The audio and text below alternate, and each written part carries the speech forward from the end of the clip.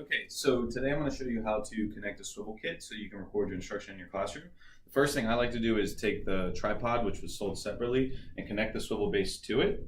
And the reason I do that is because the swivel base is a little bit tough to get on there, and I don't want to take any chances of it being 6 feet in the air and then it kind of coming disconnected. So you'll notice I'm kind of spinning it from the bottom because this white piece does spin on its own, so I try to avoid spinning it from there. And then I just connect it to there, I make sure it's on there nice and tight, and then I take the tripod and I expand it. And the tripod expands in two places, so I always like to do the bottom first. And I tighten that up, and then I take the three legs and I make sure they're fully out so that there's no wobble when I put it on the ground. Then I put it on the ground, and then I take this piece right here and I hold it and I loosen that right there, and that allows this to go up. It'll go up to about 5.5 feet. I don't, depending on what you're trying to do with it, you might want it a little lower. I'm going to keep it down here just to make it easy for recording and so we can see what I'm doing. And then I just tighten that back, and now my swivel is set up on the tripod. From here, what I like to do is I like to take my recording device and I connect it to the swivel.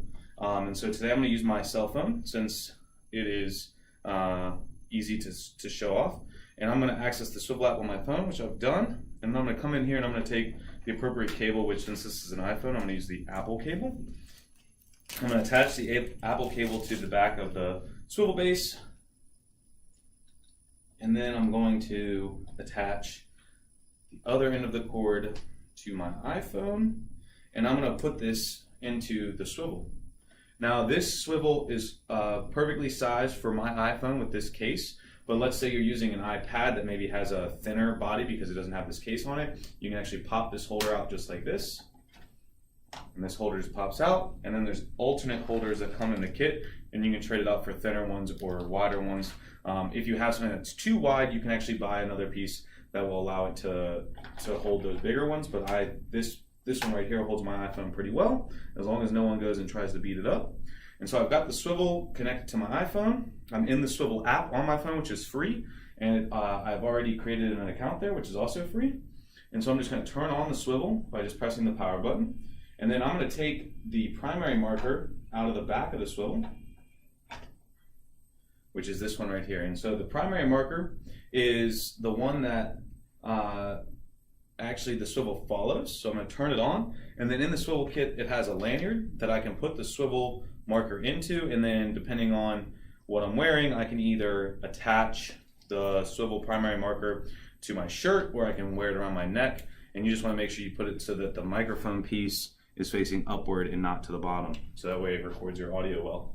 So I'm going to put this on here, and you'll notice that the swivel's been following me, and that's because the swivel actually follows the primary marker. And so I can, if I don't want it to be doing that right now because I'm trying to set things up, I just hit this center button, which is a setting, and it will now not track me, and so I can go around and do different things. Before I record instruction, I have these secondary markers, which you can place around a room, and these, the swivel will actually pick up the audio on them, and so I just turn each one of those on, and since I'm in a small room, I'm just going to place them kind of sporadically around. And again, I try to make sure that my microphones, which are these little gray pieces, are facing kind of where I want them to be, so that when I watch these videos back, I can isolate different audio tracks and actually hear things very clearly. And so I put those in different places. And now because I'm using a cell phone, which kind of has a limited space that it can record, I have a cell phone lens expander, which comes right out of the kit. I take it out of there, and then I just put this on top of my camera itself. I'm actually using one on this video as well to make sure that you guys can see everything that I'm doing. And you can tell when it's on right because the video will actually become clear, whereas it's a little bit blurry when the lens is off. And so I have the cell phone lens expander on there now. I've got my primary markers, I have my secondary markers all set up and on. I have my primary marker on, and I have the swivel base on. Once I have all those things on, and I'm in the Swivl app on my cell phone, I just hit the record button on the primary marker, and now it will record everything. And before I start my video, I'm going to make the swivel track me again. So I'm going to press the center button.